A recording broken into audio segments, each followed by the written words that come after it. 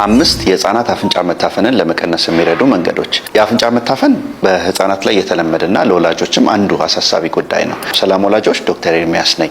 የመጀመሪያው እንግዲህ የህፃናት አፍንጫ መታፈን በተለያየ መንገድ ሊከሰት ይችላል። አንደኛው ጉንፋንን ተከትሎ ሊሆን ይችላል።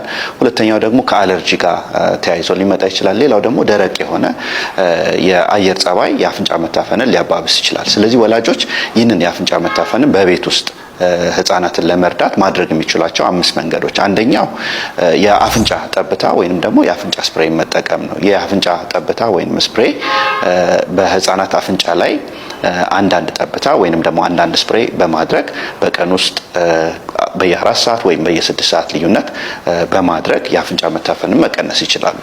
ሌላ ሁለተኛው ደግሞ ወላጆች ማድረግ የሚችሉት ይህንን የአፍንጫ ጠብታ ወይንም ስፕሬይ ከተጠቀሙ በኋላ አፍንጫው ከራሰ በኋላ በአፍንጫ መምጠጫ ወይም ናዛል አስፓይሬተር ወይም ሚውከስ ኤክስትራክተር በመጠቀም አፍንጫቸውን ለማጽዳት መሞከር ነው። ይህ ሁለተኛው አፍንጫቸውን ለማጽዳት የሚጠቀሙበት መንገድ ነው። ሌላው ሶስተኛው እንግዲህ በቤት ውስጥ ለምሳሌ ሂሚዲፋየር የጭስ የሚተፋ ማሽን ወይም ሂሚዲፋየር ካልሆነ ደግሞ ስቲም በመጠቀም የአፍንጫ መታፈንን ለመቀነስ ያግዛል።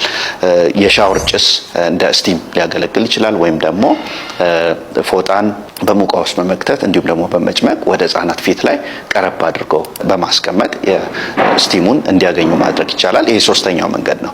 ሌላው አራተኛው ደግሞ የህፃናትን አተኛኘት ማስተካከል ነው። ፖዚሽናቸውን ማስተካከል ነው። ህፃናትን በሚያስተኙበት ሰዓት ከፍ አድርጎ ማስተኛት አፍንጫ ላይ የሚጠራቀመውን ፈሳሽ እንዲቀንስ በማድረግ የአፍንጫ መታፈንን ለመቀነስ ያግዛል። ሌላውና አምስተኛው አፍንጫ መታፈንን ለመቀነስ የሚጠቅመው መንገድ እንግዲህ በቂ የሆነ ፈሳሽን ለህፃናት መስጠት ነው። በቂ የሆነ ፈሳሽን በሚወስዱበት ሰዓት የወፈረው የአፍንጫ ንፍጥ እንዲቀጥን ያደርጋል። ይህም የአፍንጫ መታፈንን ይቀንሳል። ከ6 ወር በታች ላሉ ህፃናት ቶሎ ቶሎ ማጥባት ወይንም ደግሞ ወተትን መስጠት፣ እንዲሁም ደግሞ ከፍ ላሉ ህፃናት ከ6 ወር በላይ ላሉ ህፃናት ሾርባ፣ ወተት በመስጠት ይህንን ፈሳሽ ቶሎ ቶሎ በሚወስዱበት ሰዓት የአፍንጫው መታፈን እንዲቀንስ ያግዛል። አመሰግናለሁ።